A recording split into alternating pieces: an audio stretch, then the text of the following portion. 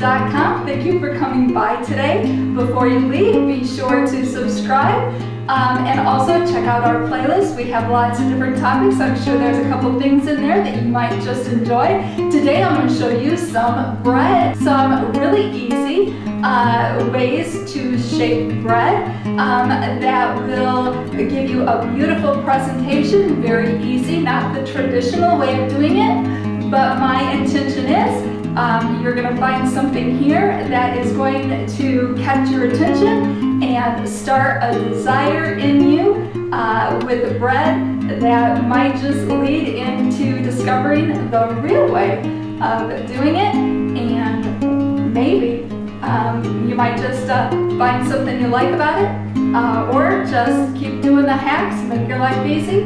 I'm going to post my super easy, super quick, multi-purpose bread recipe video right here. It'll pop up. Be sure to check that out. And I'm going to just knock this out, take you along with me, talk to you a little bit at the end. See you in a minute. And the first technique I'm going to show is the vine bread. This is an easy bread for when you're entertaining, and it's really so impressive for your guests. And I'm going to show you some just super easy shortcuts to it. I'm going to show you how to do it without making the traditional rolling of the French bread. This is so simple, and it just looks so beautiful when guests have this, and it's so lovely because the guests can just grab a piece and just serve themselves. They don't need to cut it with a knife. It just pulls apart very easily. The thing is you just want to angle your knife here and just take turns taking these leaves basically and moving from one side to the other. I don't know if you can just see how beautiful this presentation of this bread is, and it's just so basic. And I just come in here, cut this little tail off.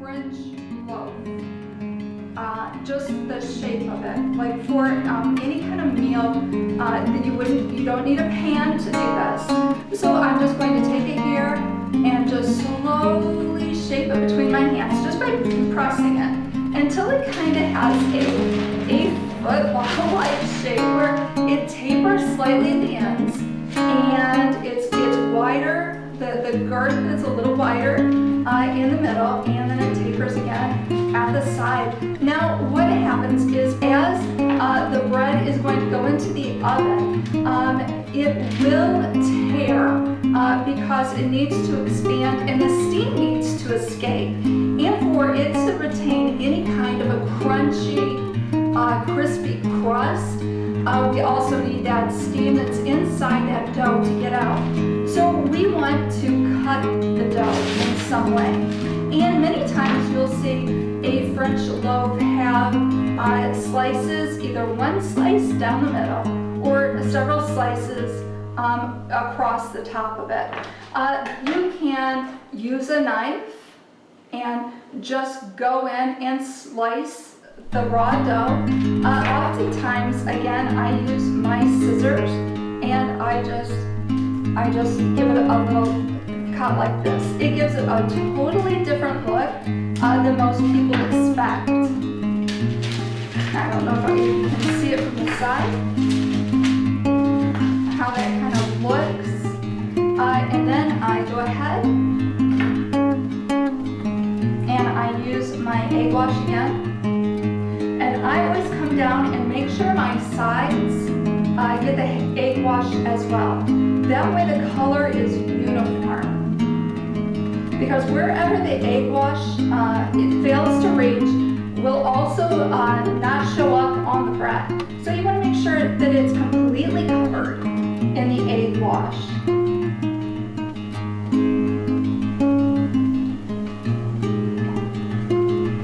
So that's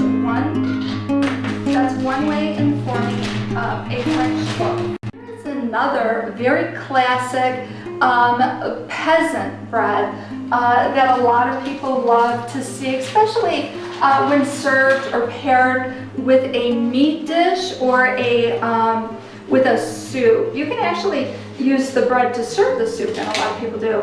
I'm going to try to just gently form it now more into a circular shape by just tucking it on. And the more rustic it looks, the better. But now I'm just going to take raw flour and I am just going to top this loaf with just a dusting to give it this real rustic look. This raw flour on top, it's just gorgeous. And like I said, it's just beautifully served with like a stew or a soup. Again, I'm just going to let that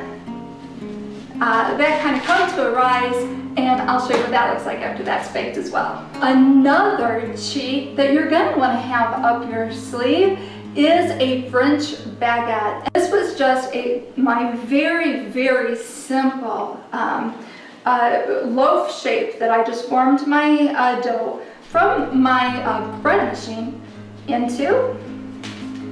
And now I think I'm going to cut it into 3 parts here, because I want the baguette to be nice and thin. I only want to press down with the knife. I don't want to draw the knife or saw with the knife. I don't want to disrupt the gluten in the bread at all.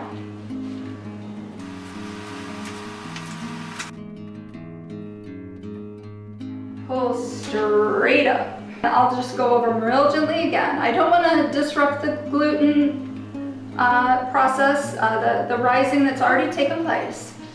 And remember, this is a cheat, so I don't need any bread snobs calling me or posting that I didn't do this correctly, because we know these are just bread hacks, just to get in the hang of making some baguettes just for fun. Okay, so really we already have our baguette shape here, and we can finish these off a few different ways. We are going to leave one just straight up. We're not going to do anything to it. Just let nature take its course with it. One, I'm going to brush with my egg wash, just to show you how that's going to turn out. Remember to get down to the sides. Okay? And then I'm going to take my knife and I'm going to draw right down the middle. This baguette, I'm also going to cover in egg wash.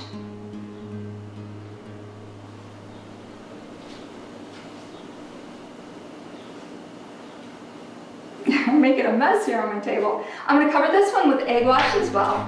But this one, I'm going to just do some slices across. Just very simple like that. So I don't know if you can kind of see that, the different shapes here. I'm going to move this off to the side. Maybe, maybe not.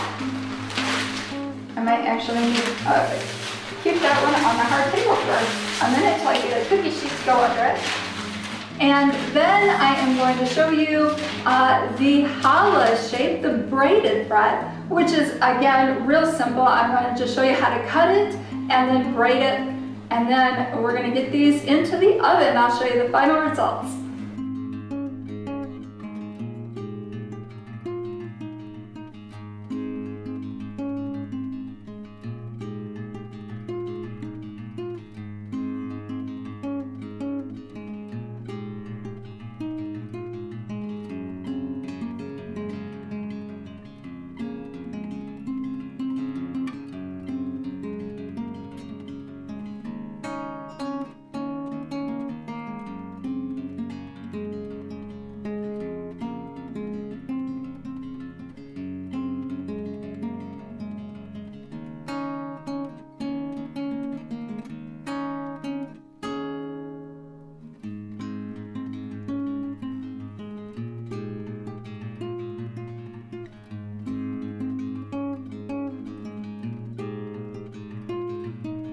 Do my egg wash here, coming down around the edges.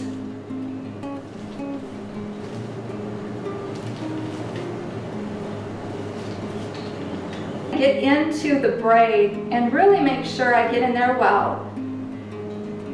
As the bread rises and expands, it will leave me with gaps if I don't get in there well enough. I get in there. Now I have some options here. I have dehydrated onions, I have poppy seeds, I have sesame seeds, I have rosemary, I have kosher salt. This has no eggs in it, no honey. This is a vegan bread recipe. So I'm free taste-wise to do whatever I wanted to. It's just braided as a challah. It's not actually would taste as a challah. So I'm going to go ahead. I love the look of poppy seeds on this. So I'm just going to top it with the poppy seeds.